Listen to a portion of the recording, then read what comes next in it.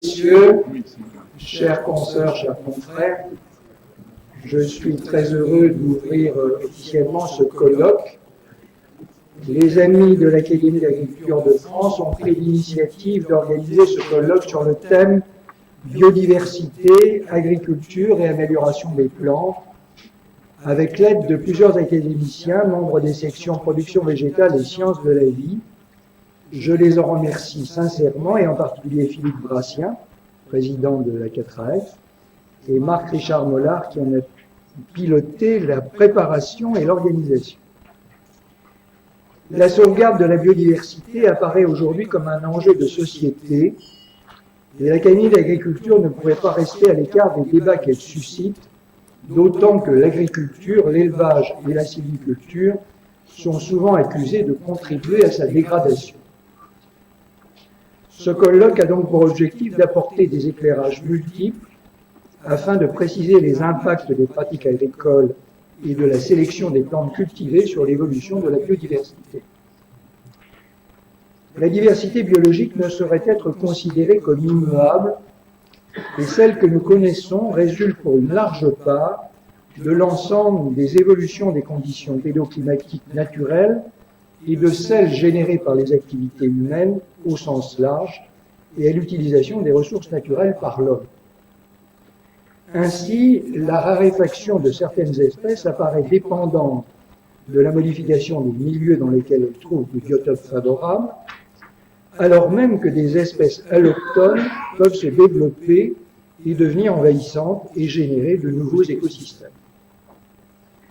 La biodiversité a évolué au cours du temps, sous la contrainte des conditions écologiques locales, et notamment du milieu physique et du climat, mais aussi sous l'action de plus en plus prégnante de l'homme, dont la démographie a explosé, singulièrement au cours du dernier siècle, et qui s'est traduit par une urbanisation galopante au détriment des espaces naturels et cultivés, une industrialisation sans précédent, une mondialisation des échanges, dont les effets sur l'évolution du climat est avéré, lié notamment à une émission massive de gaz à effet de serre. Nourrir 7 milliards d'hommes en 2000 contre 1 milliard en 1900 a conduit à une intensification de l'agriculture dont les effets sur la biodiversité ont été majeurs. Si le début de l'agriculture a été créatrice de biodiversité, en sculptant de nouveaux paysages par le recul de la forêt, la création de prairies et de terroirs spécifiques, l'intensification de l'agriculture, indispensable pour satisfaire aux besoins alimentaires grandissants au cours de la seconde moitié du XXe siècle, s'est traduite par une simplification des systèmes de culture, la diminution du nombre d'espaces cultivés, le remembrement, la diminution des surfaces toujours en herbe et l'utilisation massive d'intrants contribuant à l'appauvrissement de la biodiversité. Cependant, depuis 25 ans, les agriculteurs ont été appelés à intégrer dans leur système de culture des préoccupations de protection et d'amélioration de l'environnement favorables à la biodiversité. La politique agricole commune a permis la mise en œuvre de mesures agri-environnementales. Des aides ont été apportées pour l'entretien des haies, des fossés, des prairies et des chargements d'animaux contrôlés. Des actions en faveur de biotopes sensibles et la lutte contre la déprise ont également été soutenues et concernent 2 millions d'hectares. Depuis 2003 a été institué le principe de conditionnalité des aides PAC, consistant à subordonner le versement des aides directes à l'agriculture au respect d'exigences en matière d'environnement notamment. Le plan de développement rural hexagonal a donné la priorité aux moyens de faire fonctionner le réseau Natura 2000, qui couvre 12% du territoire, et d'appliquer la directive cadre sur l'eau. Ce dispositif repose sur la contractualisation avec les exploitants pour faire évoluer leurs pratiques.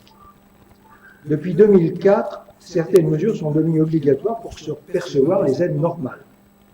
Dans les zones soumises à érosion, maintien de surface en herbe, de haies, de talus, création de fossés et de haies, protection systématique de la bordure des cours d'eau au moyen d'une bande herbeuse de 5 mètres, diversification minimale des cultures, couvert végétal hivernal des sols, ou enfouissement des résidus de culture obligatoires en zone de monoculture, zone non traitée en bordure des points.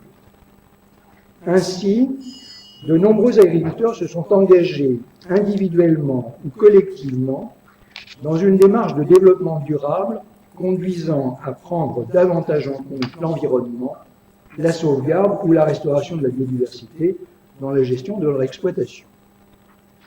La promotion de l'agriculture raisonnée, de l'agriculture biologique et plus récemment de l'agroécologie, le développement de la protection intégrée des cultures, le biocontrôle, l'implantation d'un couvert de graminées et de légumineuses sur des terres en jachère ou en interculture, la restauration et l'entretien des haies et des éléments fixes du territoire, la limitation des broyages ou des fauchages de printemps pour préserver la faune en période de nidification, constituent autant d'exemples d'évolution favorable. Enfin, convient-il d'examiner l'évolution de la diversité génétique des variétés des plantes cultivées. En effet, si la domestication des plantes cultivées et le développement de la sélection se sont traduits par une perte de diversité génétique au champ, force est de constater que le nombre de variétés à la disposition de l'agriculteur a considérablement augmenté au cours des dernières décennies et qu'il y a eu une diversification phénotypique des variétés. Si la sélection a éliminé des gènes défavorables, il ne semble pas que la diversité génétique soit menacée, tant il est vrai que la variabilité génétique est à l'origine de l'amélioration des plantes et un enjeu important pour les sélectionneurs. Les exposés qui vont suivre vont apporter sur ces différents sujets des précisions utiles à la compréhension des effets de l'agriculture sur la biodiversité. Je ne doute pas également qu'ils suscitent des débats intéressants avec la salle. Je souhaite bien sûr un plein succès à ce colloque.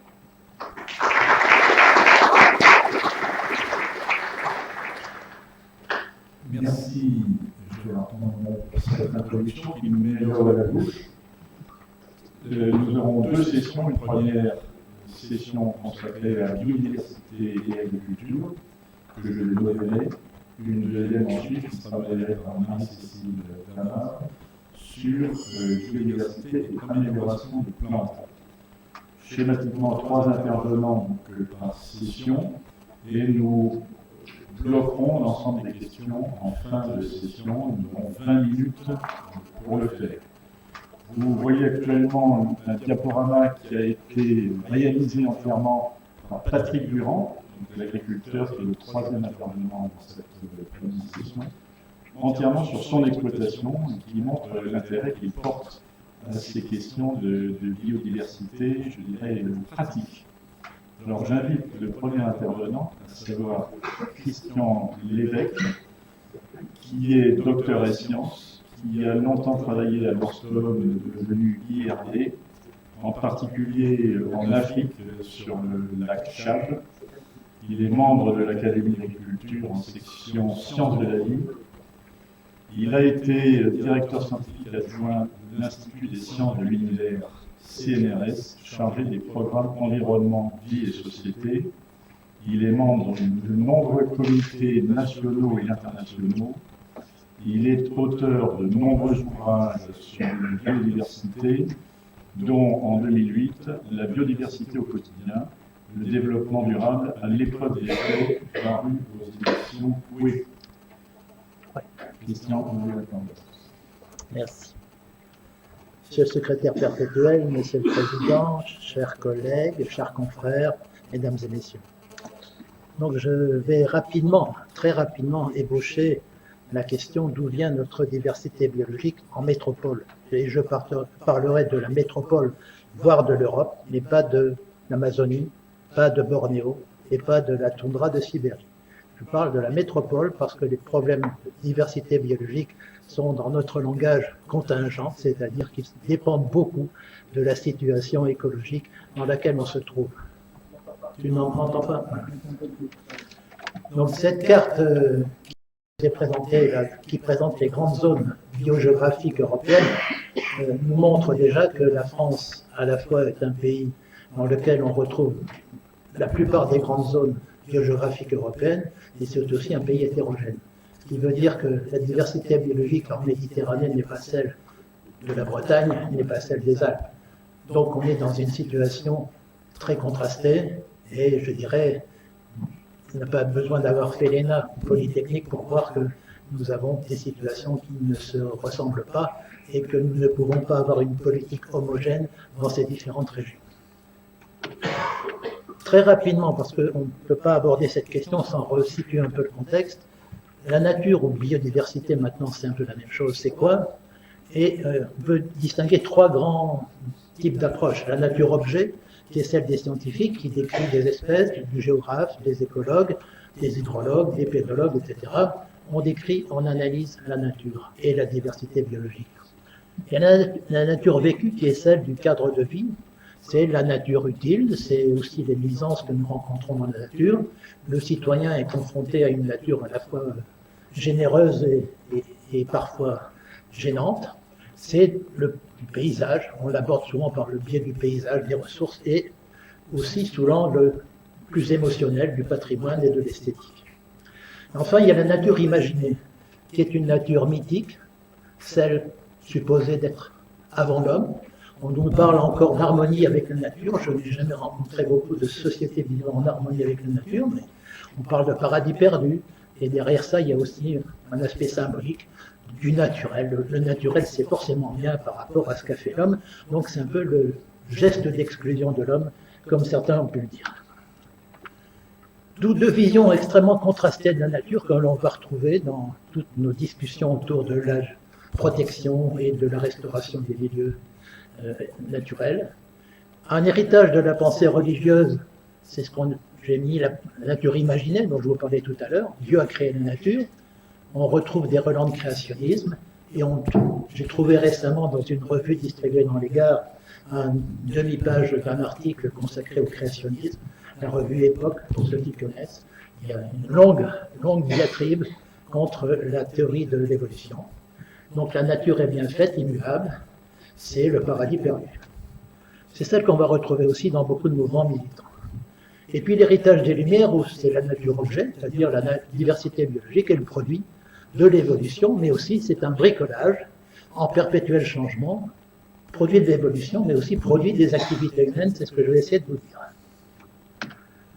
Donc deux visions contrastées, protéger la nature telle qu'elle est, c'est-à-dire il faut la restaurer comme on l'a toujours connue, c'est la notion de bon état écologique que nous impose la directive cadre sur l'eau avec une vision statique et nostalgique du passé, ou alors piloter la nature. La nature est par essence dynamique, elle change, elle bouge, on le voit à l'heure actuelle avec les changements de climat, et on a des systèmes écologiques que nous qualifions sur trajectoire, c'est-à-dire qui changent, avec un regard à porter sur le futur et non pas sur le passé, qui est beaucoup plus intéressant. Regard sur le passé, voilà, l'Europe il y a 20 000 ans, c'était un système naturel où il n'y avait pas beaucoup d'impact de l'homme, semble-t-il. Encore qu'on pourra en discuter.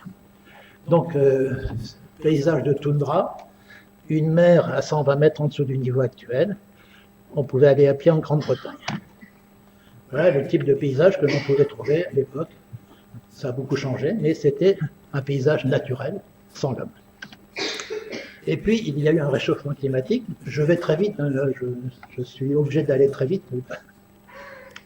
Avec une recolonisation de la France et de l'Europe du Nord à partir d'espèces qui avaient pu trouver refuge dans l'Europe du Sud, notamment en Espagne, en Italie et dans la région des Balkans, la région proto-caspienne, en ce qui concerne en tout cas la faune aquatique. Ça s'est fait progressivement. Il y a eu des espèces qui petit à petit ont regagné les zones libérées par les glaces. C'est un phénomène progressif. Et en même temps, l'homme est intervenu. D'abord par le feu. On sait que les paysages méditerranéens ont été beaucoup marqués par le feu. La chasse, bien sûr, on sait, bien sûr, c'est documenté que la chasse a entraîné la disparition de quelques espèces, pas beaucoup. On prend le grand pingouin comme exemple, ou on prend le bison européen, mais en général, il y a très peu d'espèces qui ont été éliminées par la chasse, en tout cas sur le territoire métropolitain continental. Et puis on a eu beaucoup d'espèces qui sont arrivées, je dirais grâce à l'homme, pas forcément volontairement. Les espèces messicoles ont accompagné les premiers agriculteurs, mais on a aussi introduit des espèces pour l'alimentation, à l'exemple de la carpe, et puis on a introduit des espèces pour le plaisir. Je prends le mimosa, qui est devenu un symbole des pays méditerranéens, qui est une plante invasive, qui a été introduite il y a un peu plus d'un siècle. Donc on est face à plusieurs périodes clés dans la transformation de la nature en France. La fin, disons, la période après les glaciations, qui a vu en particulier l'expansion des espèces humaines et l'utilisation du feu, l'expansion des agriculteurs, du pastoralisme, il y a 6 ou 7 millénaires, qui a déjà entraîné la transformation progressive des forêts et des milieux aquatiques. Et puis le monde romain, avec tous les échanges qui ont eu lieu entre l'Asie, le Moyen-Orient et l'Europe, introduction de très nombreuses espèces qui sont maintenant éléments essentiels de notre patrimoine, puis les grandes découvertes avec les colonisations des îles et surtout les espèces que nous avons importées du Nouveau Monde. Et enfin, c'est une autre étape, c'est la révolution verte et l'urbanisation. C'est un peu celle qui nous concerne de nos jours. En métropole, donc, il n'y a pas de diversité biologique naturelle. J'entends par là une biodiversité qui aurait évolué en l'absence de l'homme, mais une biodiversité hybride, ce que certains ont appelé un bricolage. C'est un melting pot d'espèces qui ont évolué spontanément ou qui ont été introduites, je répète, grâce à l'homme, pas forcément de manière volontaire, des espèces qui ont naturellement, mais souvent avec difficulté, recolonisé les zones libérées par les glaces, d'espèces qui ont accompagné les premiers agriculteurs, d'espèces importées et d'espèces importées volontairement ou accidentellement. Mais si on n'en reste pas simplement à la diversité des espèces, qui est un peu l'approche primaire de la diversité biologique, il y a aussi la diversité des habitats, des milieux, des paysages. Et c'est là où le rôle de l'agriculture a été extrêmement déterminant, puisque nous avons beaucoup de nos paysages métropolitains qui sont des paysages d'origine agricole, les bocages, les prairies, les zones humides, les forêts, etc. Ce sont des systèmes artificiels qui ont été gérés en fonction d'usage. On a utilisé ces systèmes écologiques pour la chasse, la pêche, le stockage de l'eau, l'agriculture, etc.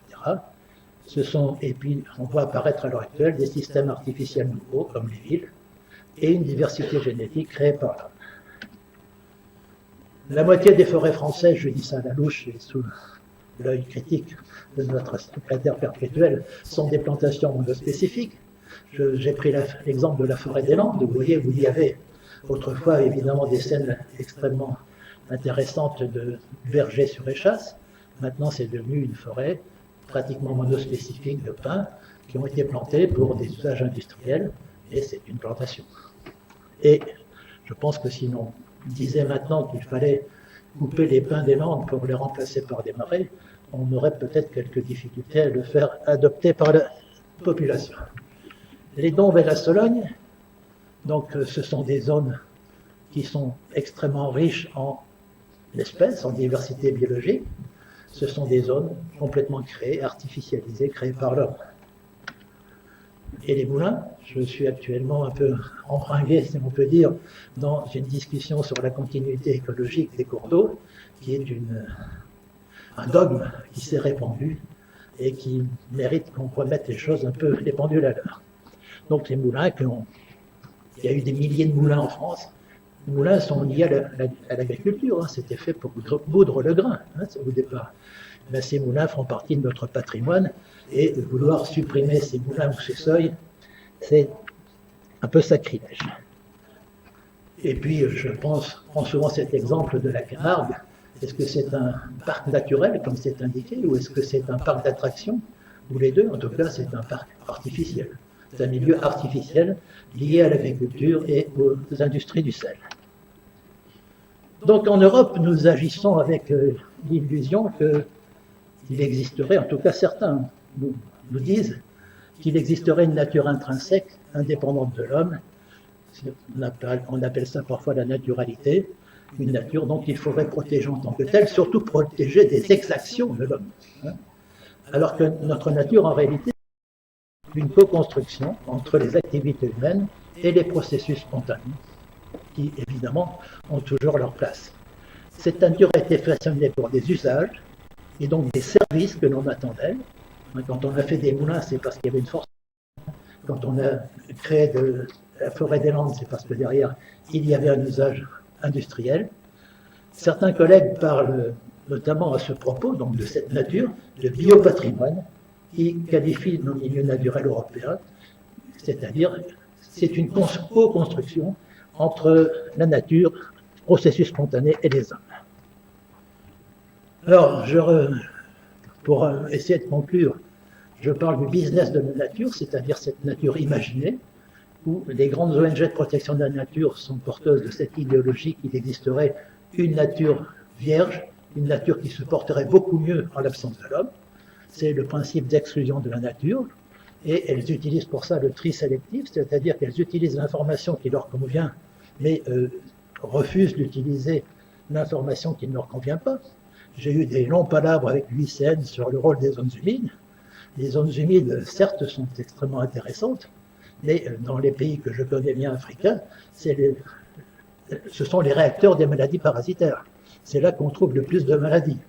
Donc, l'UICN refuse obstinément de parler des maladies liées aux zones humides. C'est ce que j'appelle un déni de réalité. Ce sont aussi des multinationales qui ont besoin d'argent et donc une communication basée sur la dramatisation. Et on peut lire à l'heure actuelle que la dramatisation intéresse beaucoup plus que les choses qui vont bien. Et beaucoup de scientifiques, je n'hésite pas à le dire, ont emboîté le pas pour financer leurs travaux. Et puis il y a de l'autre côté la nature des citoyens, qui est la nature vécue, je reviens à mon origine, une nature agréable, esthétique, selon nos critères, en tout cas, ce sont des jugements de valeur. Une belle nature, c'est un jugement de valeur, avec un intérêt pour les paysages, une nature sans nuisance et sans risque. Alors quand on interroge les gens, évidemment, on préfère avoir une nature où il n'y a pas de moustiques, où il n'y a pas d'aoutas, où il n'y a pas trop de bêtes qui dérangent. Une nature accessible pour les loisirs, c'est-à-dire que ce n'est pas des réserves indiennes, il y a une nature où on peut avoir des loisirs, la pêche, la chasse, la cueillette, etc. La photo, vous avez vu la photo, la photo naturaliste en ce moment se développe rapidement, et je pense que c'est aussi un des usages potentiels de la nature en France. Donc, en quelque sorte, je schématise un peu, mais ce qui nous intéresse beaucoup, c'est la nature des campagnes traditionnelles, celle de l'avant-guerre, en schématisant, celle qui est devenue une référence du bien vivre.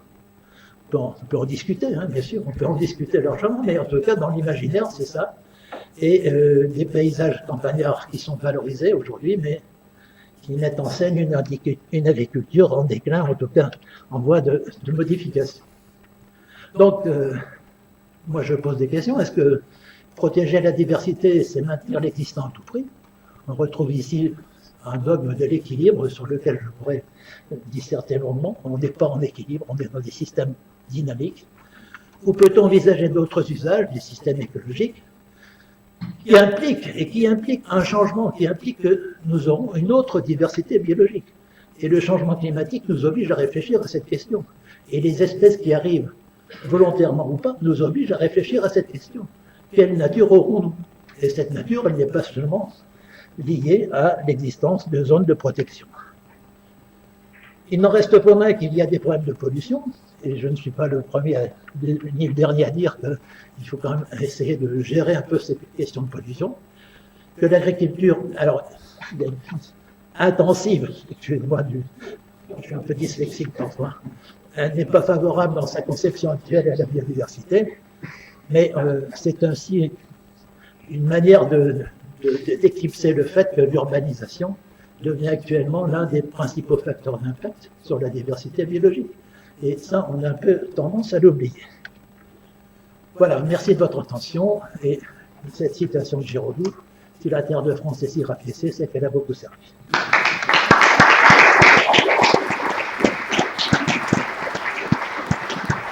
Je vais être très bref parce que le temps était court, mais bon, je suis évidemment prêt à répondre à beaucoup de questions. Merci beaucoup, Christian Lévesque, pour une présentation qui est extrêmement complète et qui donne à penser, j'imagine, à toutes les personnes. Alors, on a dit qu'on réservait les questions en fin de session. Merci pour avoir respecté le temps, même au-delà, puisque vous avez fait en 15 minutes, c'est une performance. Et donc je vais appeler notre second intervenant, qui est Bernard Le Blanec, qui est également membre de notre académie en production végétale, section 1, mais qui est membre aussi de l'Académie des technologies. Il a été ingénieur à l'Orstom, puis au CIRAD au début de sa carrière. Ensuite, il a travaillé dans le groupe Limagrin, puis dans la société Menson. Il a été secrétaire général de l'International Seed Federation, ISF. Il a également été l'auteur de plusieurs ouvrages, dont le dernier, Le tout bio est-il possible, qui est un succès de la...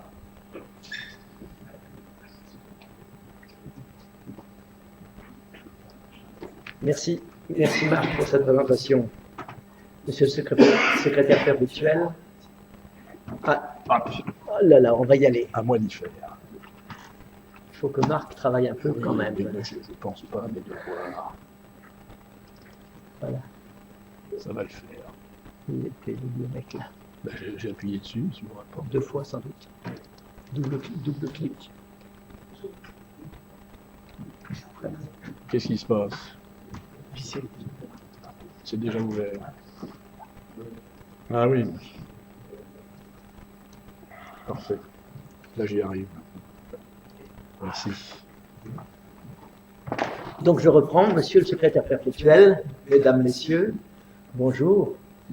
Je vais donc vous parler à la suite de l'exposé de Christian Lévesque qui était général, d'une approche un peu plus centrée sur l'agriculture et la biodiversité.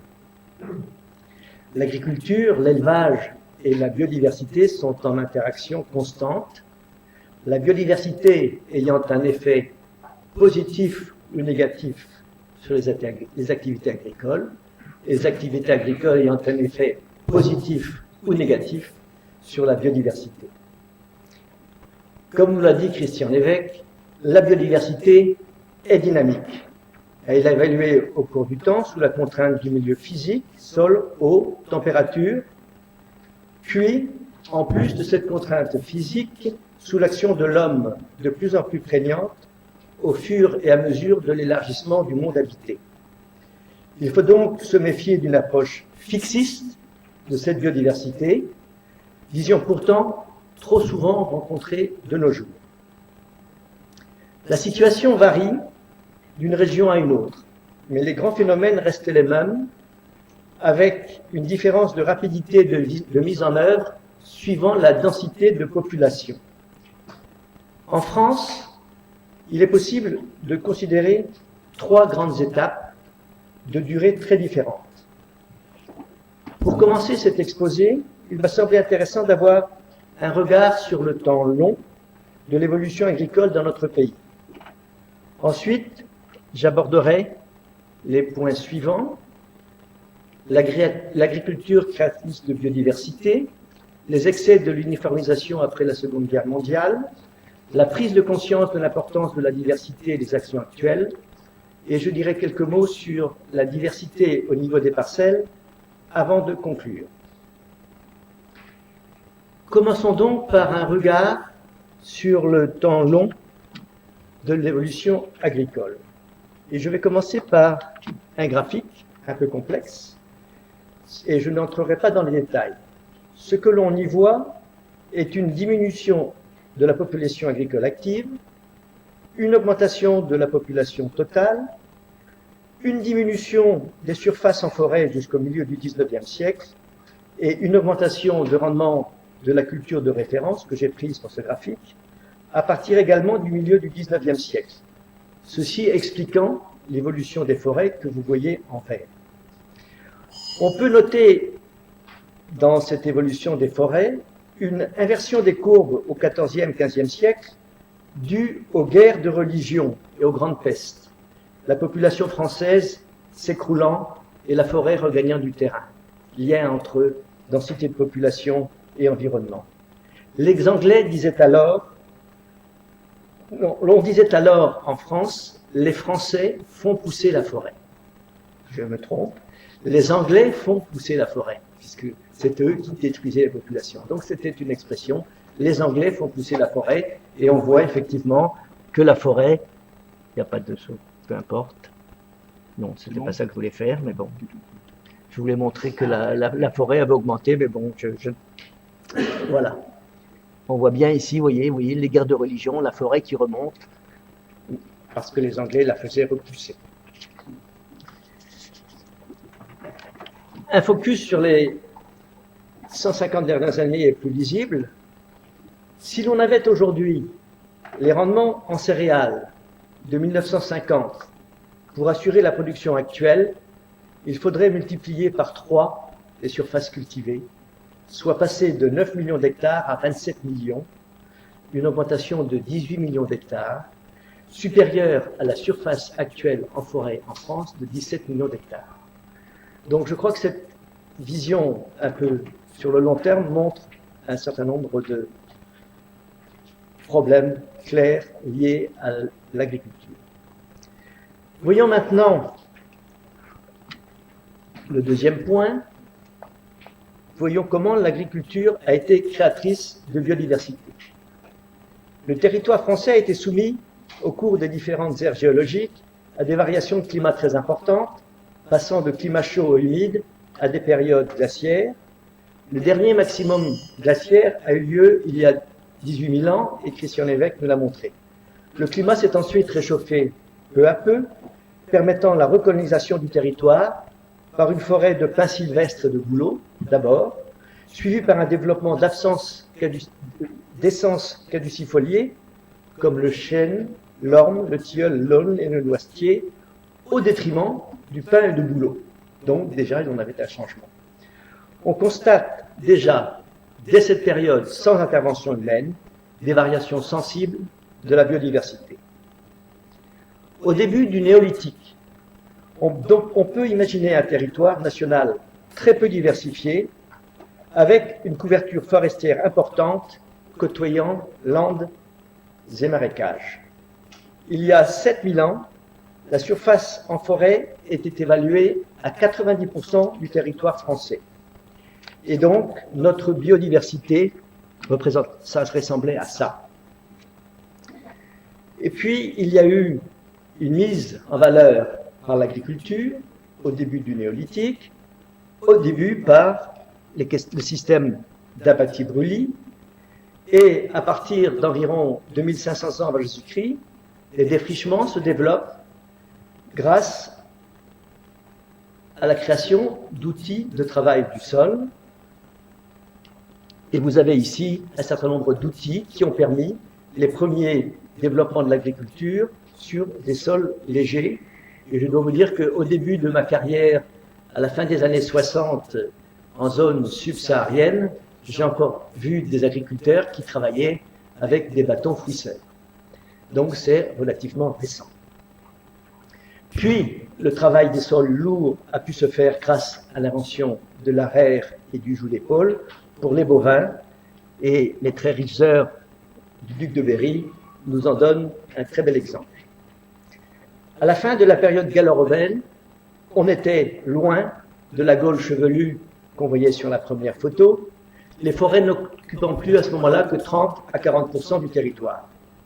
L'agriculture a donc ouvert des paysages permettant le développement d'une nouvelle flore inféodée aux cultures et la création d'une grande diversité paysagère avec des bocages, des sangles verts, suivant les régions, et une mosaïque de cultures et de prairies, comme on peut voir sur ces photos ici, ces paysages créés par l'agriculture et la diversité qui en découle. L'assèchement et la mise en valeur des zones humides a été un autre volet de l'action de l'agriculture sur la biodiversité et la diversité des paysages. Cette action a été plus tardive que la déforestation et a été significative au Haut Moyen Âge. C'est cependant sous Henri IV que le mouvement s'est accéléré avec un édit en faveur de l'assèchement des lacs et des marais de France, redéfinissant les relations entre la société et les zones humides. Cette action s'est poursuivie pendant tout le XVIIe siècle, puis, plus localement, jusqu'au milieu du XXe siècle. Ici encore, l'agriculture a créé des paysages et des territoires, comme vous l'a montré Christian Lévesque, considérés encore de nos jours comme des milieux intéressants avec une biodiversité spécifique à préserver, comme par exemple les ortillonnages d'Amiens, le marais poitevin ou, Christian, on revoit tes pélicans, les pélicans de Camargue. Les flamands. Les pélicans, les flamants roses, excusez-moi. Les flamants roses. Donc ces réserves à préserver, dites naturelles, ont bien été créées par l'homme. Enfin, les zones de pâturage permettent de garder des milieux ouverts en moyenne et haute montagne et dans des régions difficiles comme dans les régions karstiques du sud-ouest de la France. Donc sur cette première phase, l'agriculture a créé une variété de paysages sur le territoire national tout en développant une nouvelle biodiversité inexistante dans les systèmes primaires pré-agricoles.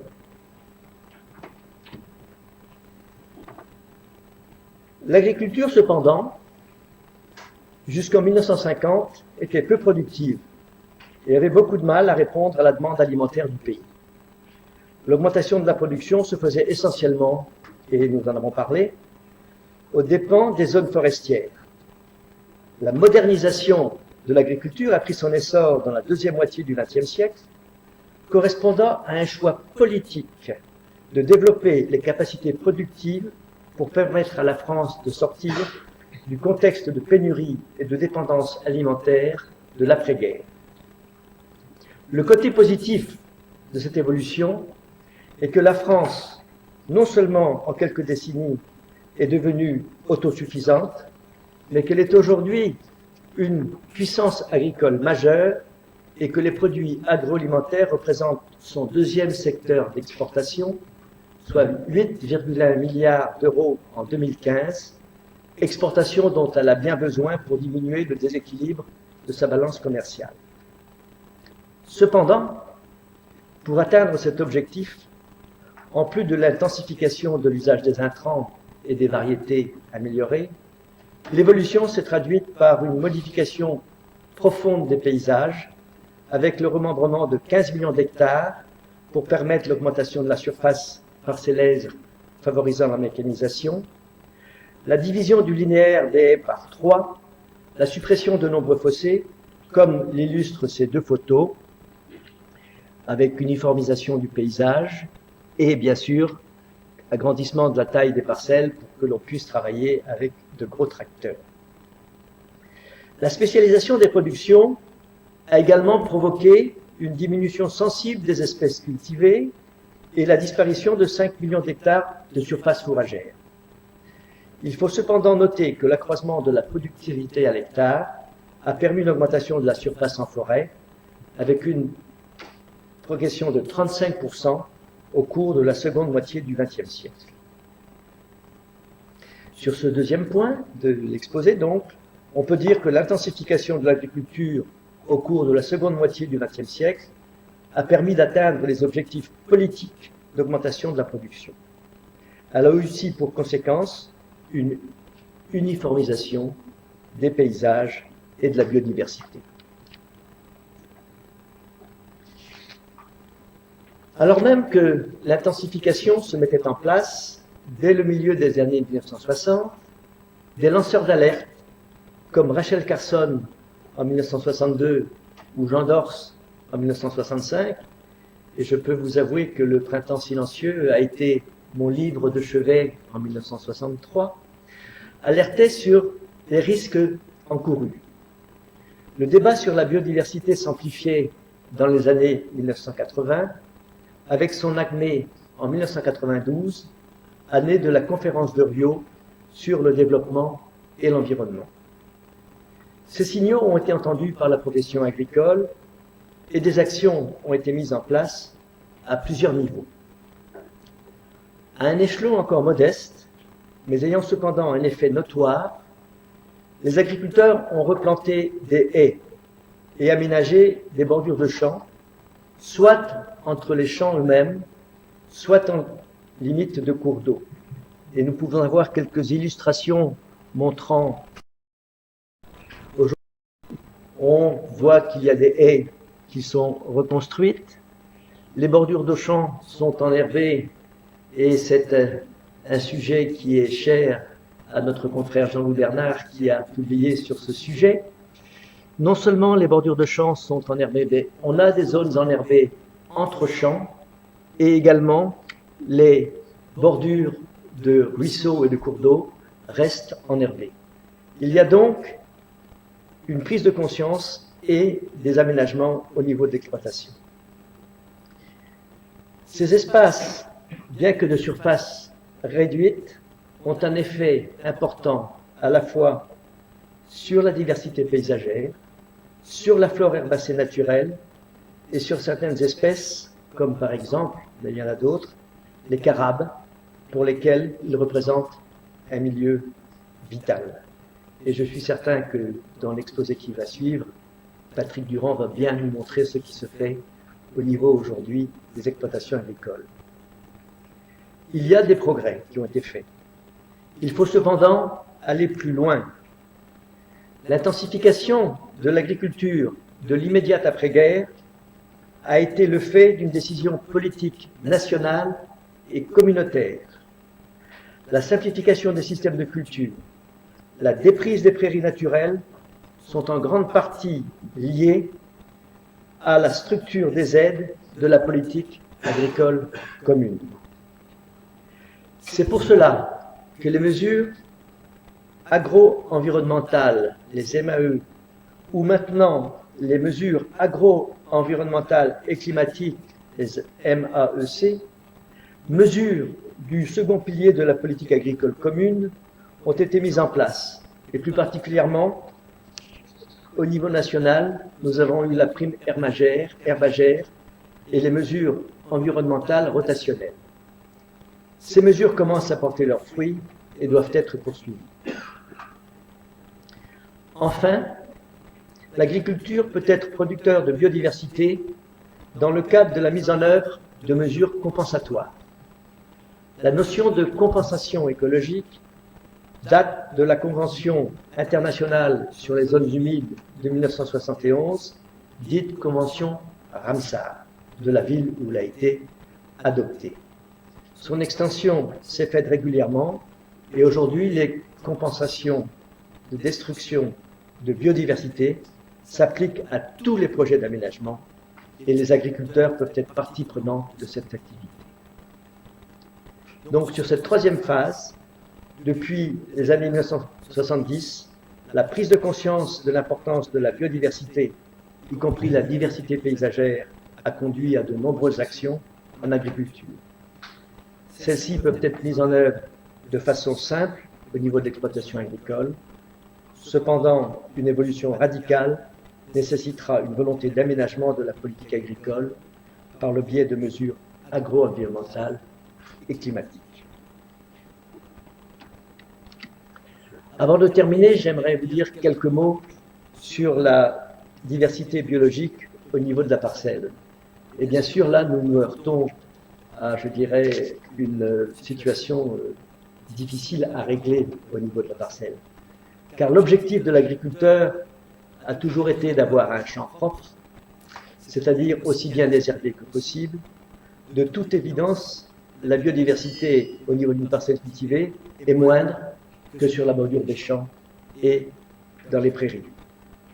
De même, la lutte contre les prédateurs et les maladies provoque une diminution de la biodiversité.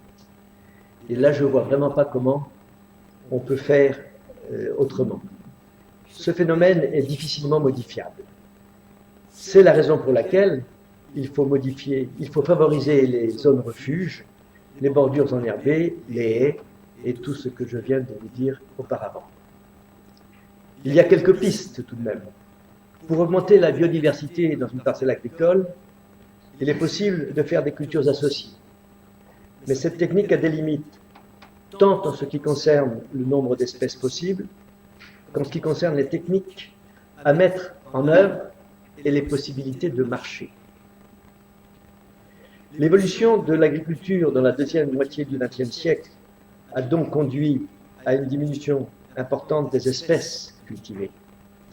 La question qui se pose alors est de savoir si, pour les cultures principales que sont le blé, le maïs, l'orge et le colza, il y a eu, à l'intérieur des espèces, une perte de diversité génétique, mais cette question est hors de mon propos et sera traitée lors de la deuxième session de ce colloque. Pour conclure, on peut dire que l'agriculture a créé de la biodiversité et de la diversité des paysages depuis le développement au néolithique jusqu'à la première moitié du XXe siècle. L'intensification qui a suivi la Deuxième Guerre mondiale, résultant d'une décision politique en faveur de l'autosuffisance alimentaire, a provoqué une diminution de cette diversité. Cependant, depuis les années 1980, un nouveau mouvement en faveur de la biodiversité et de la diversité des paysages a vu le jour. Des actions ponctuelles au niveau de l'exploitation agricole ont déjà eu des effets positifs. Il faudra cependant de nouvelles dispositions politiques fortes pour amplifier le phénomène. Je vous remercie de votre attention.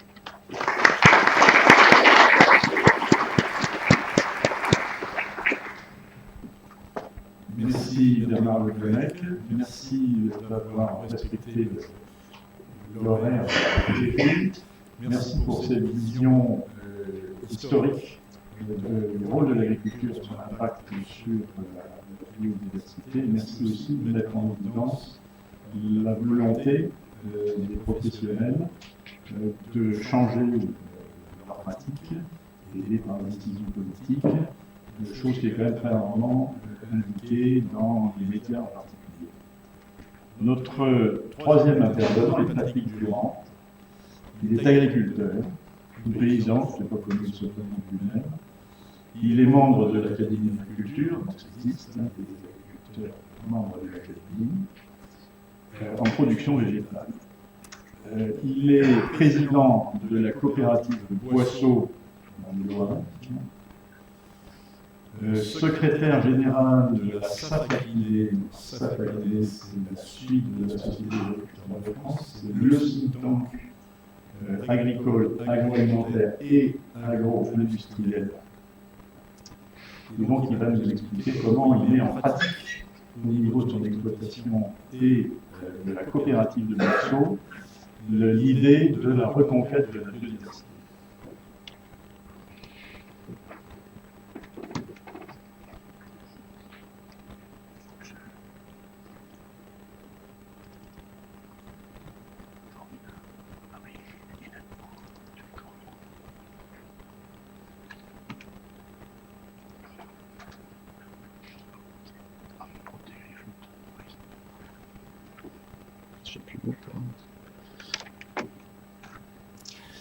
Bonjour à tous. Donc je serai moins doué que mes prédécesseurs, mais je ne suis pas très habitué de faire des présentations. J'ai commencé par présenter la coopérative. Donc, la coopérative de Boisseau se situe au sud de Paris, 80 km au sud de Paris, en pleine Beauce. Petite coopérative atypique, hein, parce qu'on collecte de céréales, 50 000 tonnes de collecte.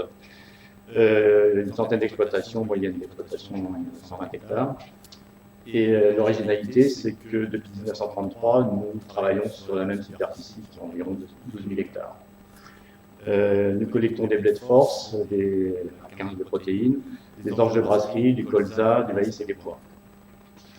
Autre particularité, la moitié de la collecte est stockée en ferme. L'assolement des agriculteurs est assez diversifié grâce à l'irrigation. 90% des exploitations sont irriguées. Un assolement triennal avec une tête de rotation assez diversifiée, betterave, colza, maïs, pommes de terre et autres produits de plein champ, suivi d'un blé, donc en majorité blé améliorant, et ensuite suivi d'une orge de printemps brassicole. Donc, il faut que je vous parle un peu d'histoire. L'histoire de la coopérative, donc 1933, elle n'a pas bougé en surface. La grande évolution qu'elle a connue, en parmi celles que toute l'agriculture a connues. En 1990, notre coopérative, qui est petite, n'avait pas d'avenir, selon les critères de l'époque. Et le conseil d'administration a décidé d'une réflexion stratégique et la volonté de rester indépendant. Pour ce faire, le conseil d'administration a mis en avant les atouts de notre coopérative, c'est-à-dire une région où la qualité de nos blés est reconnue et la même chose pour nos orges. Donc on a mis en place l'assurance qualité très tôt.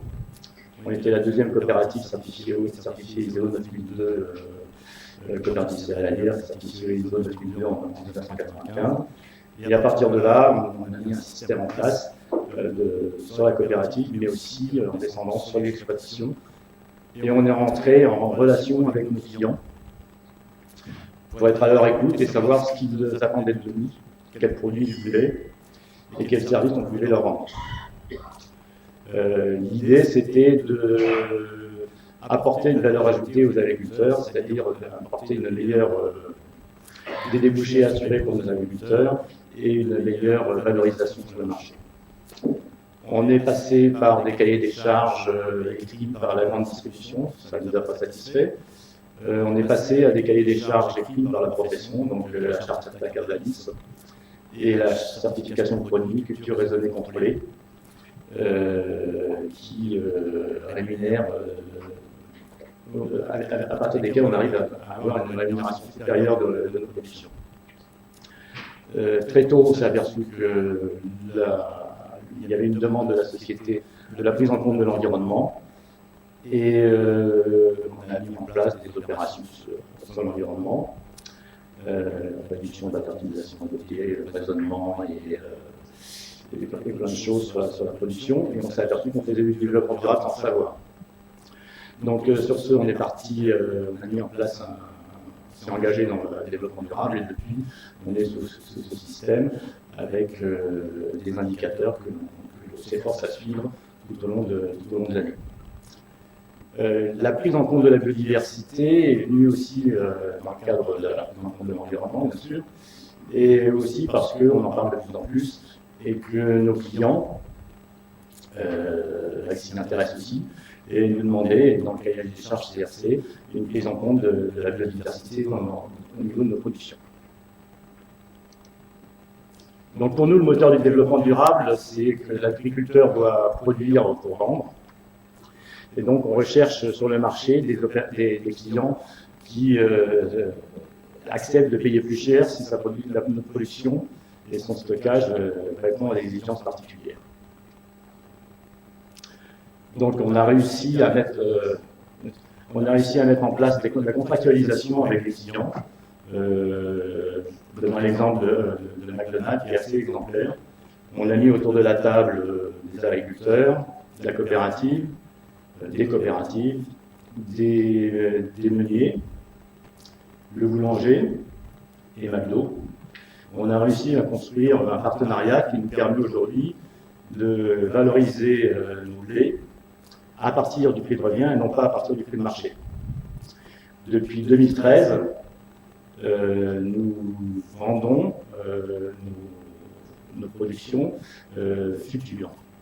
Aujourd'hui, une partie de ma récolte 2017 et 2018 sont déjà vendues à un prix de revient qui sera peut-être inférieur au prix de marché, mais qui couvrira mon coût de revient et donc je suis très satisfait. Donc de plus en plus, on essaye de développer ce partenariat. Et ce partenariat n'est possible que si on écoute nos clients et que si on écoute la société. Et donc pourquoi la biodiversité?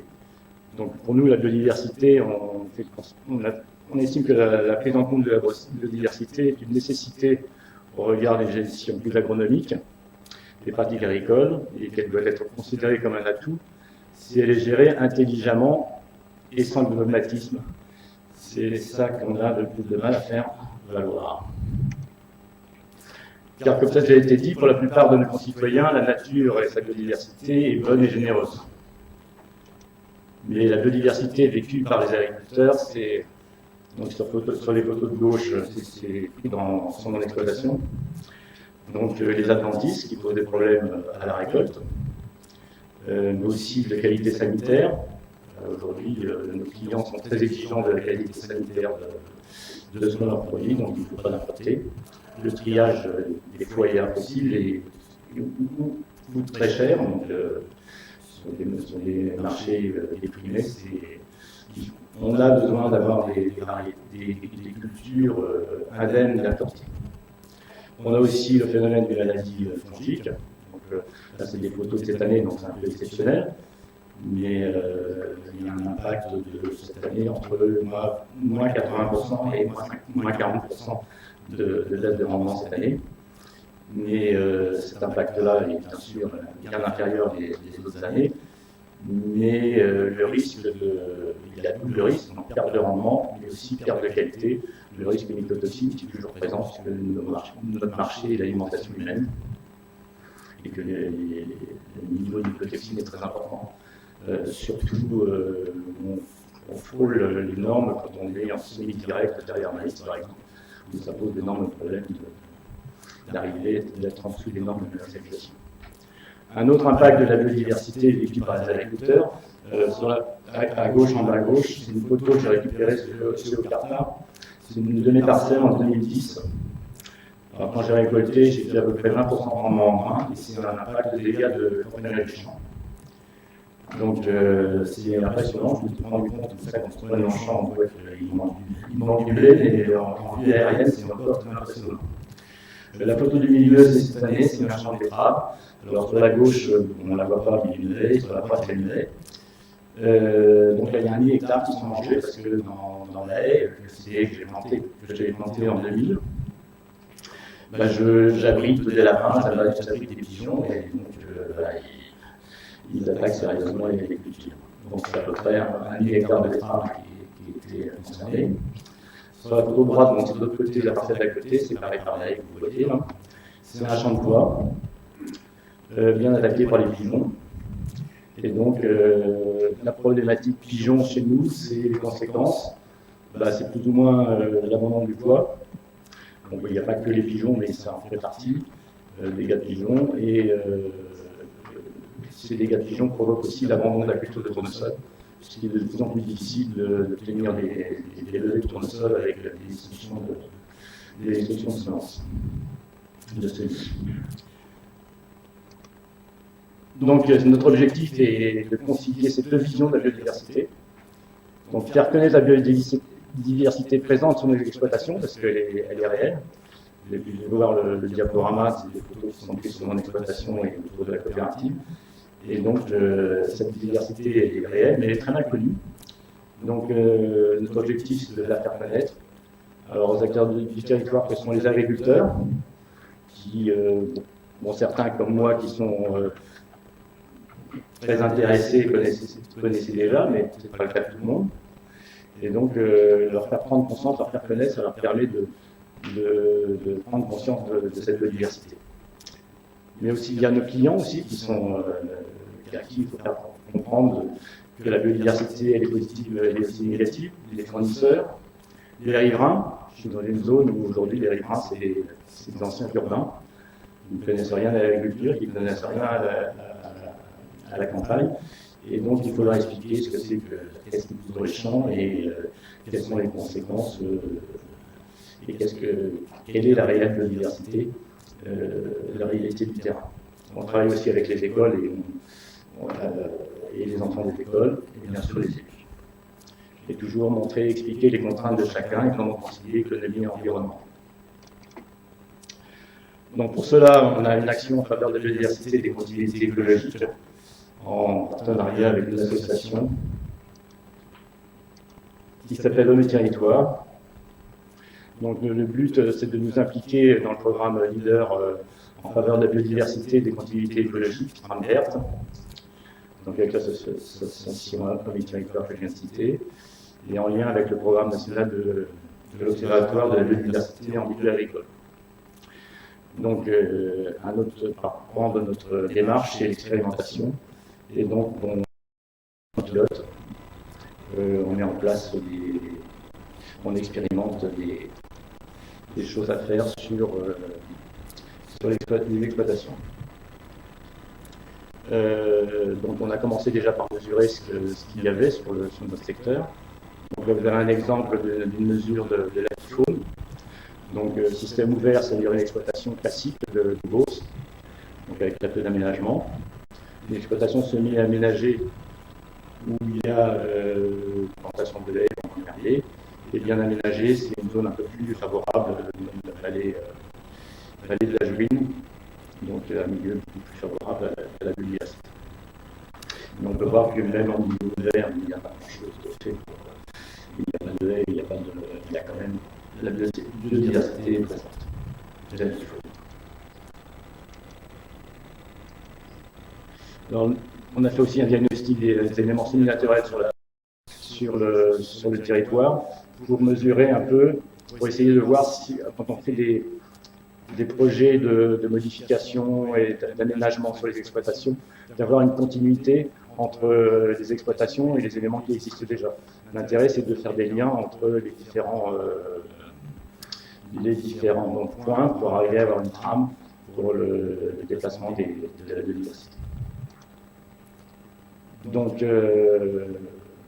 les actions dans le diagnostic exploitation de biodiversité et pratiques agricoles, les conseils d'aménagement possible, donc bande enherbée pour couper une parcelle qui est trop grande, les haies. Mais il y a un grand travail qui est intéressant, on l'a déjà abordé, c'est le travail sur les bordures de champs. Je vais y revenir après, parce que notre territoire est traversé de chemins qui ne sont pas cultivés, et c'est là où on peut travailler sur la biodiversité. Donc on a participé à l'observation de papillons avec un autochtone, des abeilles sauvages avec des nichoirs abeilles, et puis l'observation des invertébrés aussi.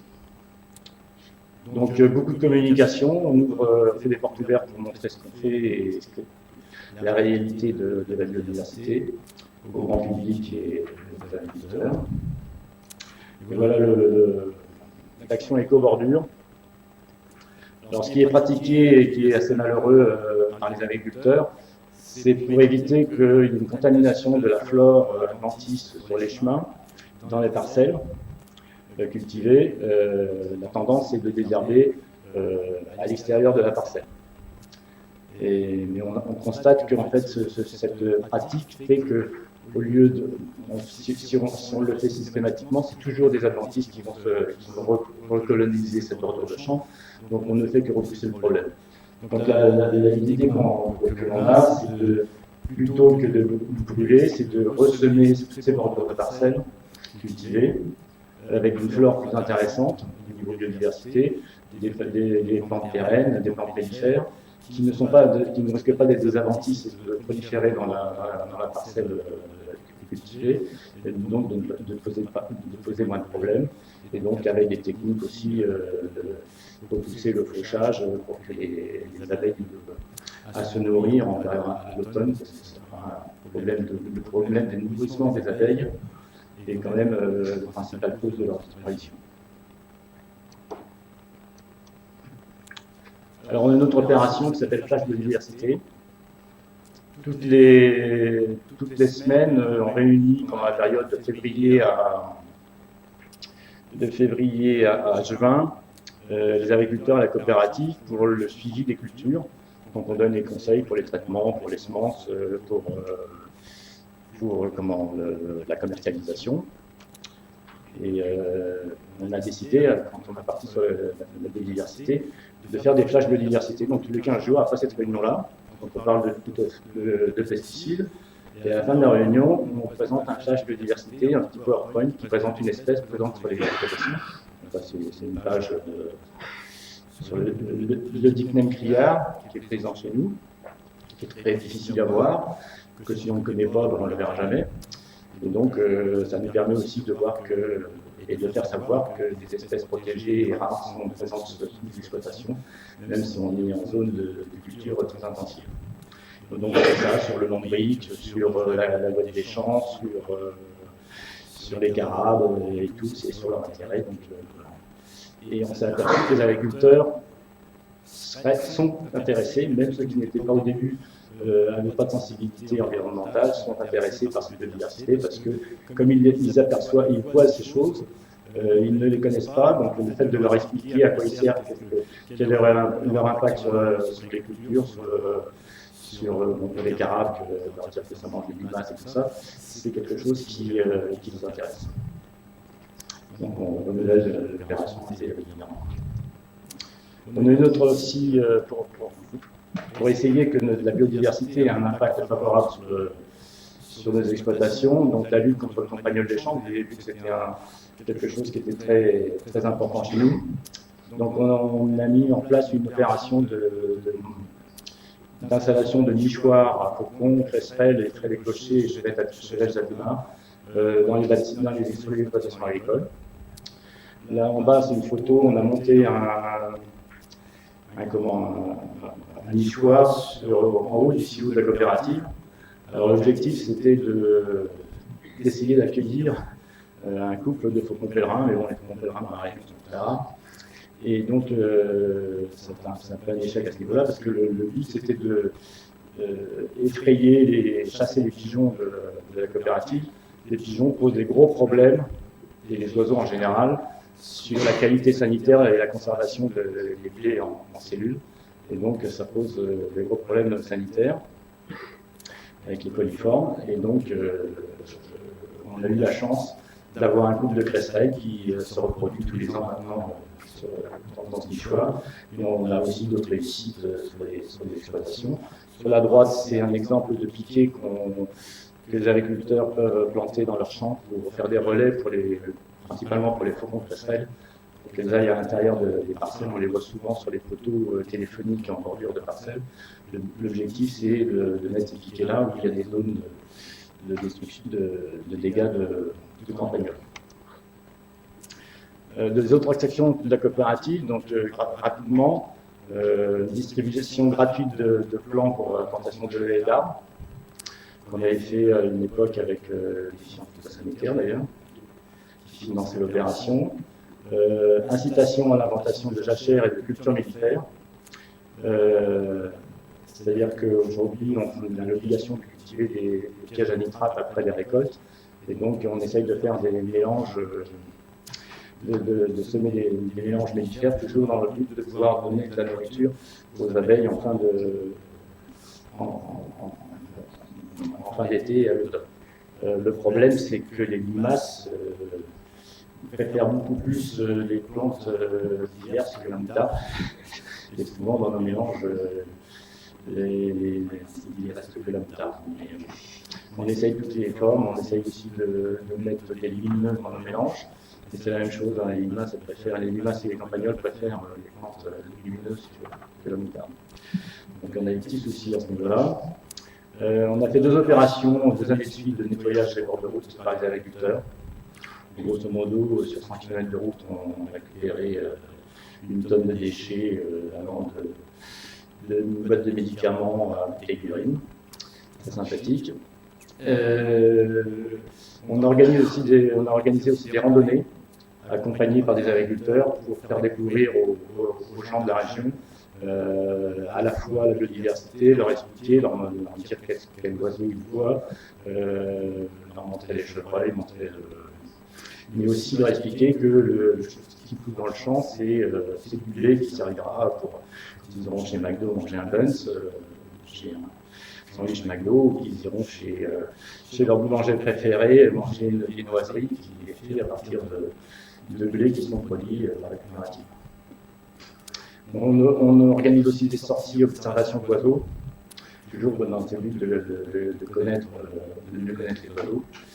Et on a organisé aussi des formations pour les agriculteurs, et qui a été suivie sur l'exploitation par une quinzaine d'agriculteurs sur 2-3 jours, plus exactement, on a fait venir des spécialistes sur la biodiversité présente sur nos exploitations. Donc en résumé, le constat que nous faisons, c'est que l'agriculture est au carrefour entre marché, pouvoir public, consommateurs, environnementalistes et la société en général. et que donc, pour nous, donc, l'agriculture et les agriculteurs sont incontournables dans la gestion du territoire et dans cette problématique de biodiversité. Et que mais par contre, notre postulat de départ reste, c'est-à-dire que nous devons produire plus les deux, maximiser notre performance économique et notre performance écologique, concilier économie et environnement en intégrant les exigences environnementales dans les pratiques de production sans oublier la finalité de la démarche qui est toujours de vendre, de produire pour vendre. Donc nous devons répondre à la demande de nos clients, mais la demande de nos clients c'est aussi d'avoir des produits qui soient sanitairement irréprochables, que une rentabilité économique et que les démarches écologiques n'entament pas cette rentabilité économique.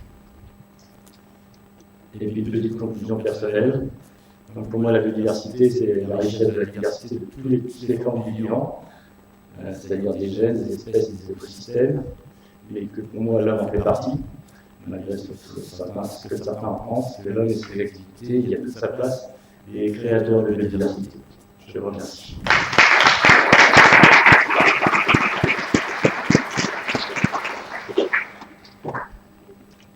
Merci Patrick Durand pour cet exposé très complet, convaincant, je dirais, qui montre votre engagement et l'engagement de toute une coopérative sur des objectifs environnementaux et ce sur la longue durée, parce que vous n'avez pas attendu la loi de biodiversité ou même l'éco-phyto pour intégrer de telles démarches.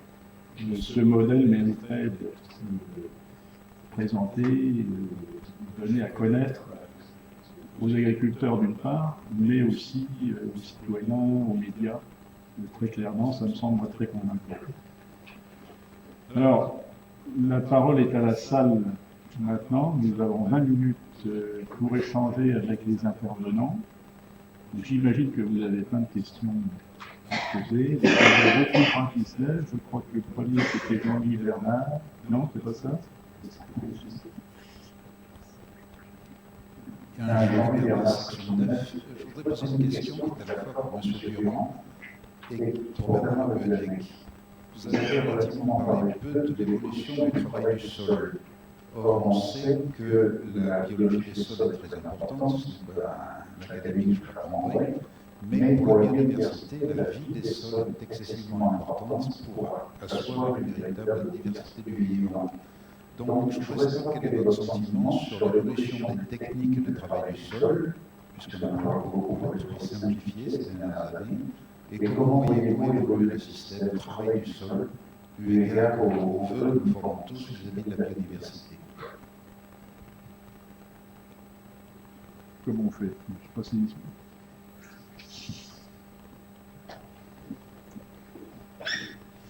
Alors, le travail du sol, en fait, il y a un problème important. Donc, l'amour n'est plus systématique. Mais il reste, si je parle de mon exploitation, quelque chose de pertinent dans la lutte contre les adventismes. Il reste pertinent dans le risque de mycotoxine. On a de gros problèmes de toxines dans les semis directs de la maïs, par exemple, mais les semis directs en général, on a quand même plus de mycotoxines. Ce qui nous rassure quand même quelque part, c'est que toutes les mesures que l'on fait, puisqu'on fait des analyses régulièrement de nos sols, on n'a pas une perte de matière organique. On a fait des relevés de l'ONRIC vers le terme des mesures. Il y a des situations qui sont pas si mauvaises qu'on pourrait le croire. Le fait d'avoir un peu particulier dans notre région, parce qu'avec l'irrigation, on est quand même naturellement diversifié. Donc on a du maïs, on a des rotations qui sont longues. Par exemple, le betterave, on revient tous les 4 ans, en pois, je reviens tous les 6 ou 8 ans. Donc je pense qu'on entretient une bonne diversité des sols en ménageant, en essayant de ménager le sol. Et j'ai mon voisin, par exemple, qui ne l'a plus, qui se relie à la forêt, qui s'est mis à faire des traces, ça dépend aussi des assolements. On se pose la question du structive, des techniques de travailler que sur le vent. Mais toute la problématique, c'est de restructurer le sol par des cultures comme les betteraves. Et donc, personnellement, je n'ai pas d'avis ni sur l'un ni sur l'autre.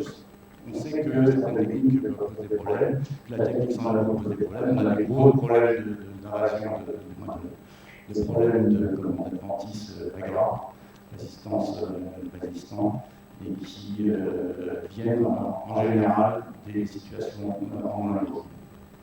C'est un constat qui est fait, qui est assez généraliste. Donc il y a encore du travail.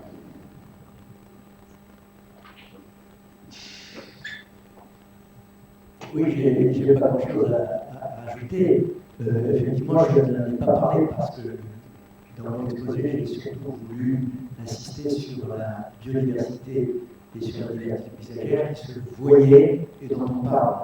Mais il est bien évident qu'actuellement, j'anime un groupe de travail commun aux académies agriculture et technologie sur la question de technologie et agriculture, et que cet aspect de la microflore des sols est un des sujets essentiels que nous allons traiter. Alors, notre ami Philippe Leroux. Philippe Vieux, je suis membre de la section 1. Moi, j'avais des questions sur l'espace et le temps, puisqu'on en a parlé dans le premier exposé en particulier,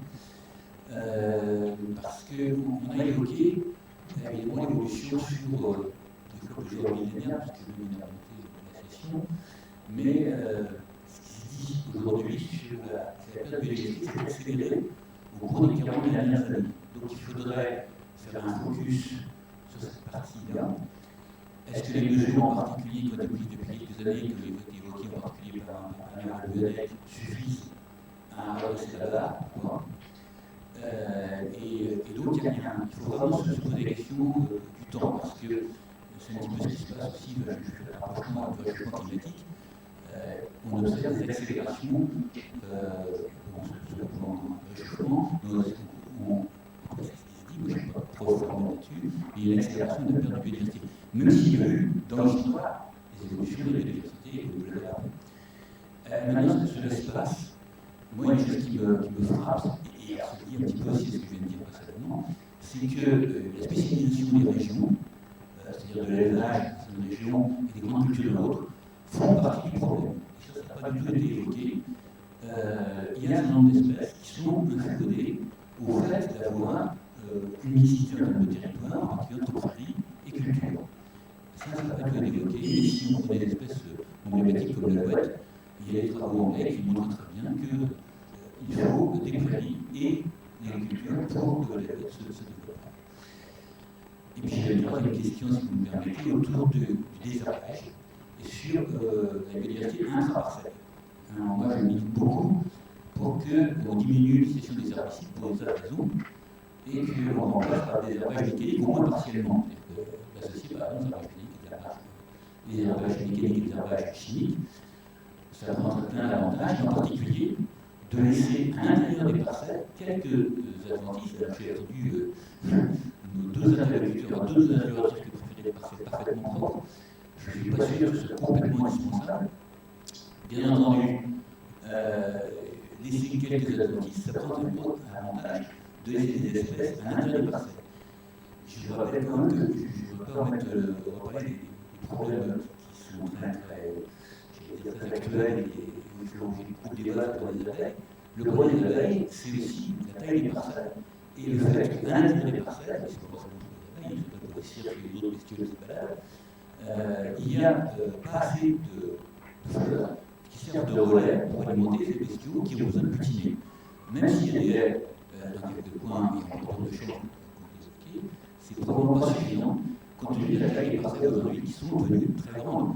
Même si aussi, on a évoqué un petit peu, Patrick paraît un courant, on est encore très loin du monde aujourd'hui. Il suffit d'aller en Beauce, pour voir des endroits plusieurs kilomètres sans bord se lever. Moi, récemment, j'ai traversé le plateau des Gros Saint-André. Mais je suis parti par là, mais c'est vraiment chercher. Et en plus, je ne suis pas sûr que ce soit totalement performant. Bon, merci pour ces trois questions.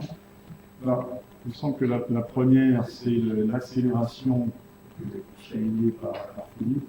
Je pense que Christian Lévesque pourrait nous dire quelques mots sur la réalité de la perte de biodiversité en France, sans forcément lier ça à l'agriculture. J'ai entendu qu'il y avait quelques indications sur ce point-là.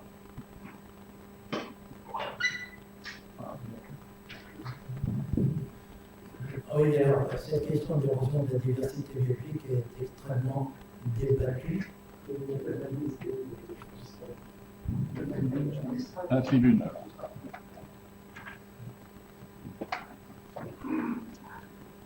Oui, la question de l'érosion de la diversité biologique est un slogan, d'une certaine manière, de certains mouvements militants. C'est une réalité, certainement, dans certaines régions du monde. On peut se poser la question, en Europe et en France en particulier, de cette réalité, dans la mesure où, comme j'ai essayé de vous le montrer tout à l'heure, nous avons une diversité biologique qui est une co-construction entre des activités humaines et des processus spontanés. Alors, il est évident que la question qu'on se pose clairement, c'est une diversité biologique liée à des usages. Les usages, c'était autrefois, par exemple, la polyculture. J'étais en Brenne il y a quelques années et j'ai constaté de visu une certaine réduction, en tout cas, de la diversité et de l'abondance des oiseaux. J'avais connu la Brenne comme un espace où il y avait des quantités de passereaux, et maintenant il y en a beaucoup moins. Et l'une des raisons qui m'a été donnée par des gens qui travaillaient localement, c'est qu'il n'y avait plus de polyculture, donc il y avait moins de ressources, et il y avait forcément, effectivement, moins d'espèces qui étaient capables de se développer dans cette région. C'est une hypothèse qui mériterait d'être testée, mais qui est intéressante parce qu'effectivement, on voit bien qu'il y a une relation assez forte entre des activités, des usages et un maintien d'une certaine biodiversité. Alors, quand on parle d'érosion, il faut être très clair, c'est l'érosion par rapport à quoi? Par rapport aux activités humaines qui ont changé. Il y a des usages qui changent à l'heure actuelle. Donc, est-ce qu'il faut maintenir ces usages pour maintenir une diversité biologique? C'est quand même une question qu'on peut se poser. Ou est-ce qu'on admet que la diversité biologique qui est artificielle, je le répète, en Europe, peut également changer, c'est-à-dire transformer un système en un autre système avec une autre diversité biologique. Je prends souvent un exemple assez clair, qui est celui du lac d'Uder en Champagne, le barrage réservoir de la Seine en Champagne, qui était un bocage. C'était un bocage, et quand on a mis en eau ce lac d'Uder, il y a eu, comme à Sivens, des réactions assez vives, et à l'époque, c'était il y a 25 ou 30 ans, ça s'est résolu. Mais à l'heure actuelle, ce lac d'Uder, c'est devenu un site Ramsar, c'est-à-dire que c'était labellisé milieu naturel. Ce milieu complètement artificiel est maintenant labellisé comme un milieu naturel, c'est-à-dire que certains, pas tous, ont considéré que la nouvelle diversité biologique qui s'était installée était suffisamment intéressante pour qu'on la labellise. Donc on est dans un système de modification d'usage. Et quand on change d'usage, on change de diversité biologique. Si on se focalise sur les oiseaux des haies, évidemment, on a perdu des oiseaux des haies. Et par contre, on a gagné des oiseaux aquatiques. Je veux dire que par là, que quand on aménage un système, on perd et on gagne. On gagne et on perd. Après, c'est un jugement de valeur de notre part de dire il y a eu érosion, ou c'est mieux, ou c'est bien. C'est un jugement de valeur. La nature, elle s'en fiche. Elle n'a pas ce jugement de valeur. Mais il est clair que quand on parle d'érosion, il faut savoir à quoi on s'adresse, à quelles espèces on s'adresse, dans quelles circonstances on s'adresse. J'ai fait un bilan de ce qu'on pouvait tirer des connaissances en matière de vertébrés en France. Nous ne sommes pas en érosion, nous sommes en augmentation. Et avec des changements. Bien sûr qu'il y a des changements. Il y a plus d'espèces maintenant qu'autrefois. En tout cas, autrefois, c'était il y a un siècle ou deux. Mais ce ne sont plus tout à fait les mêmes espèces. Il y a encore un fond commun bien important d'espèces. Mais nous ne sommes pas en érosion, ça suit stricto. Et nous avons nous pouvons nous attendre à ce que beaucoup d'espèces arrivent avec le changement climatique. C'est clair, on le voit, c'est net. Donc il faut prendre en charge aussi cette notion que la diversité biologique change, bouge. Certaines espèces vont disparaître, d'autres vont apparaître. Alors maintenant, qui est capable de dire c'est bon, c'est pas bon? Moi, je ne me sens pas capable de dire. Je dis, je constate qu'il y a des changements. Ensuite, c'est un jugement de valeur que l'on attribue à ce changement. Merci pour ces réponses claires. Peut-être Patrick Durand peut répondre à la question de laisser des adventices dans les parcelles. Alors, laisser des adventices dans les parcelles, on a déjà un problème avec le fait que, personnellement, je ne touche plus mes bords de champ.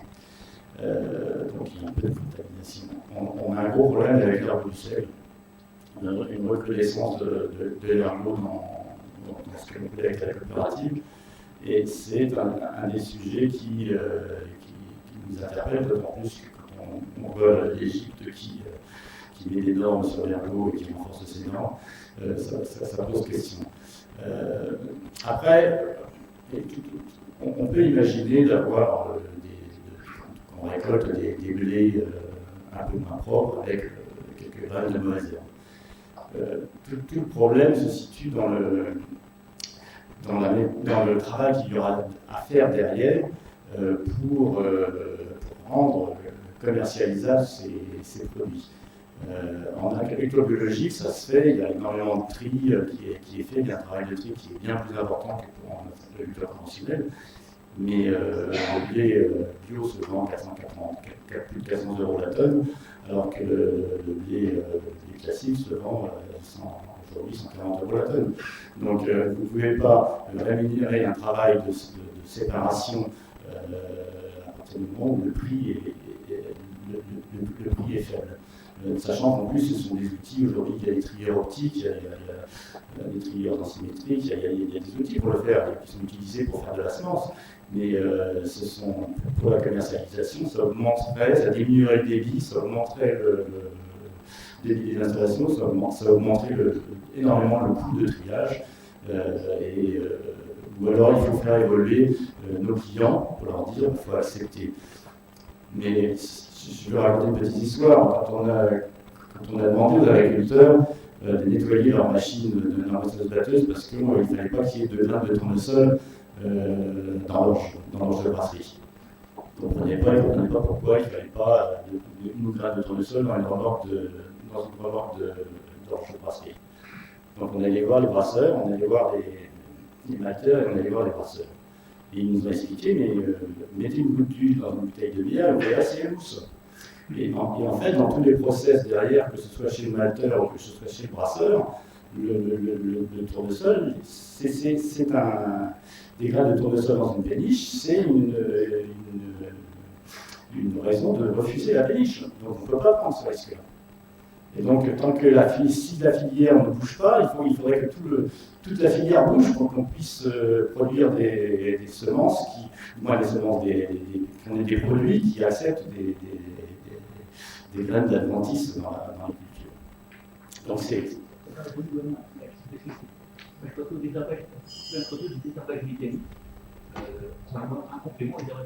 Ouais, alors le désherbage mécanique, le problème c'est que on est dans des niveaux, pas chez moi, parce que j'ai réussi à résoudre le problème, mais il y a quand même des infestations qui sont très importantes en graminées, ce soit les gras et les gras du pain, ce qui fait que le désherbage mécanique marche en agriculture biologique parce que comme il ne met pas d'azote, oui, j'ai bien compris.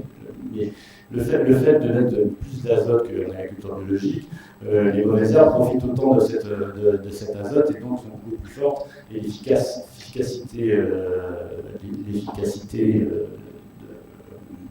de désherbage mécanique est beaucoup moins efficace qu'en agriculture biologique.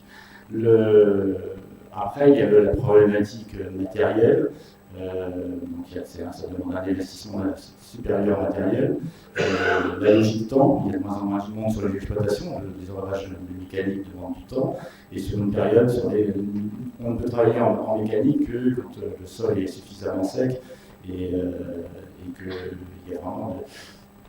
C'est quand même compliqué. Je ne dis pas que c'est pas possible, je dis que c'est compliqué. Mais c'est des choses à travailler. Moi, je me projette plus loin et je pense que on a beaucoup à attendre des robots désherbeurs et de la robotique pour gérer ces problèmes d'environnement et de réduction des phytosanitaires. Merci. Et sinon, je voulais juste te répondre sur la spécialisation des régions. Je pense que c'est un des gros problèmes de l'agriculture française. Nous, on essaye de pousser aux engrais organiques. Le fait d'être sous cahier des charges, c'est des engrais organiques qui doivent être normés.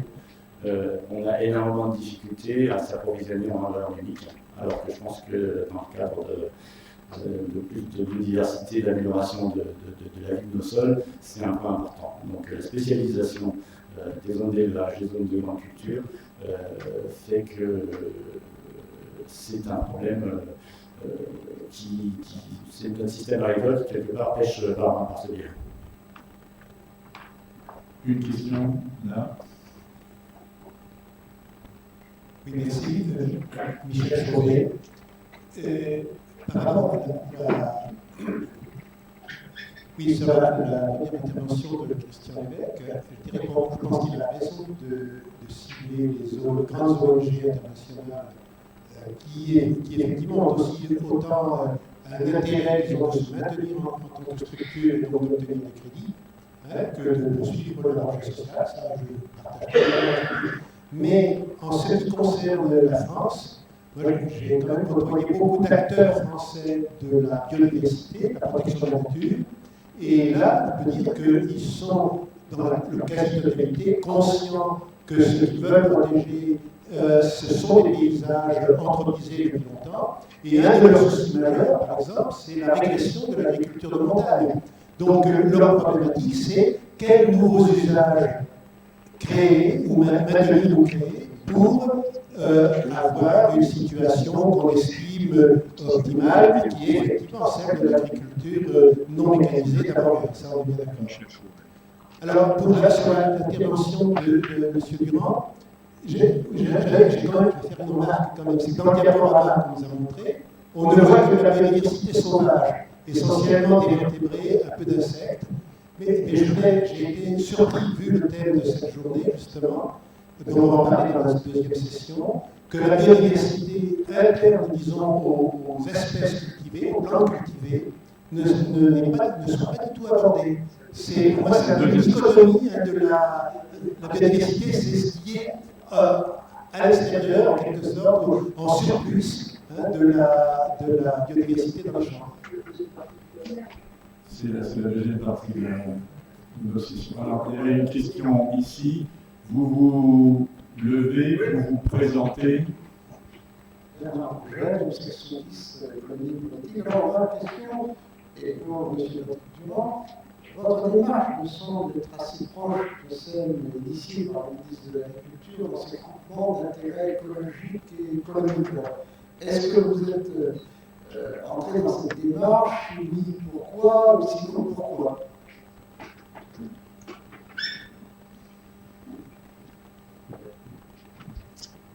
Alors, on n'est pas rentré dans la démarche parce qu'une coopérative, c'est une AGI2E qui s'ignore. La AGI2E, c'est pour aller chercher de l'argent, c'est tout. Le J2E n'a rien inventé. Pas beaucoup d'argent. Alors, ici.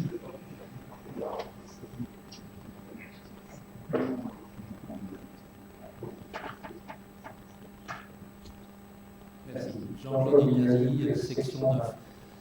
J'ai été très intéressé par la présentation de M. Durand sur la démarche de sa coopérative et je m'interroge sur sa clientèle. Quel intérêt peuvent avoir les clients de céréales, par exemple, de la coopérative, à la démarche suivie par celle-ci?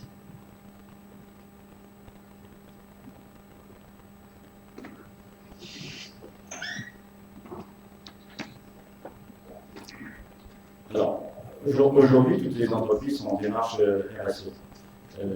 Donc, à partir du moment où elles sont en démarche RSE, elles ont des objectifs, des indicateurs, et donc elles doivent répondre à certains critères. Et donc, prise en compte de l'environnement, prise en compte de la biodiversité, ça en fait partie. Un groupe comme Heineken, un groupe mondial, on a reçu un membre du staff mondial, qui était bien content qu'il y ait en France une prise en compte de cette biodiversité, une prise en compte de l'environnement, parce que au niveau mondial, dans leur présentation mondiale, il y a une partie de leur collecte qui est faite chez des gens qui prennent en compte la diversité. Ce n'est pas du greenwashing, c'est vraiment une réalité. Vous avez l'exemple de McDonald's qui sont dans une démarche de progrès. Non seulement ils ont un cahier des charges, donc les cahiers des charges AirTag, mais c'est ce qu'on appelle AirTag+, c'est-à-dire qu'ils demandent des exigences supplémentaires. Et en plus des exigences supplémentaires, ils demandent une démarche de progrès, que ce soit au niveau des IFT, que ce soit au niveau des IFT, l'indice de fréquence de traitement, donc la réduction des pesticides, la réduction de la fertilisation azotée. Donc on travaille sur l'apport de bactéries au sol pour. C'est vraiment une démarche de progrès. Nous, on essaye de vendre aussi des images. Avec notre blé, on vend des blés bien spécifiques, avec des caractéristiques technologiques spécifiques, mais aussi avec une image de prise en compte de l'environnement. Merci. Christian, très court. Oui, juste pour répondre et en même temps un peu éclaircir mon opinion par rapport à ce que disait Michel Chauvet. J'ai été très caricatural, c'est évident, donc je crois qu'il faut très clairement dire qu'il y a des citoyens et des mouvements citoyens qui sont intéressés par une amélioration de la qualité de notre environnement, et c'est clair, et je crois qu'il faut les encourager. Je crois que l'exemple que nous a montré notre agriculteur est tout à fait intéressant. Il y en a d'autres, il y en a bien beaucoup d'autres, et je crois que c'est quelque chose qu'il faudrait justement valoriser. Parce que, inversement, au niveau des médias, on nous présente souvent un discours extrêmement caricatural. Et le citoyen a, d'une certaine manière, un lessivage de cerveau, organisé quand même, en grande partie, par les grandes ONG internationales. À Bruxelles, ce sont les grandes ONG qui sont là. Au ministère français de l'écologie, on retrouve les grandes ONG internationales. Et les lois qui en découlent sont quand même dans la mentalité de ces ONG, c'est-à-dire la dramatisation et plutôt que la présentation des exemples qui sont positifs. Je crois qu'il y a une réflexion à avoir à ce niveau-là, mais tu as raison, il y a plein d'exemples encourageants. Merci. Et une dernière question, peut-être au fond, très courte. Un peu plus courte qu'elle attend depuis longtemps. Oui, c'est juste pour ça que je vous donne la parole. Jean-Paul Henry de section forêt de l'Académie. Oui, mais on voit défiler sur l'écran depuis un certain temps un certain nombre d'espèces animales. Nous entendons la biodiversité spécifique animale. D'autres appellent ça des petits et grands gibiers à plumes et à poils. Je voudrais poser une question à M. Durand. Quelle est sa relation, les relations des agriculteurs de sa région de la Beauce avec le monde des chasseurs et comment organise-t-il un équilibre faune-flore au niveau de sa zone? Merci. Merci pour la question et merci pour une réponse très courte. Bon, pour rien ne vous cacher, j'ai été à une époque, une vingtaine d'années, administrateur de la Fédération des chasseurs du Loiret. J'ai abordé ça depuis longtemps. Je suis chasseur, je suis président d'une société de chasse communale. En fait, aujourd'hui, moi j'ai vu à la coopérative, les premiers à s'intéresser à la biodiversité, c'était les chasseurs. Les premiers, quand on a commencé à réfléchir à ça, c'était comment faire pour sauver la perte grise. Malheureusement, on n'a pas trouvé la solution. Mais ce sont les premiers intéressés. L'image du chasseur qui tire sur tout, c'est fini. Hein. Je ne sais pas si vous avez vu, parce que tout à l'heure on disait qu'il y avait une perte de la biodiversité. Je peux témoigner que dans notre région, il y a 30 ans, vous ne voyiez pas un chevreuil. Aujourd'hui, vous sortez de chez moi, vous tombez sur les chevreuils systématiquement. Vous risquez d'un accident de voiture avec les chevreuils. Je dirais les rapaces qui étaient presque inexistants dans mon enfance, aujourd'hui, c'est. Vous trouvez même, j'ai une photo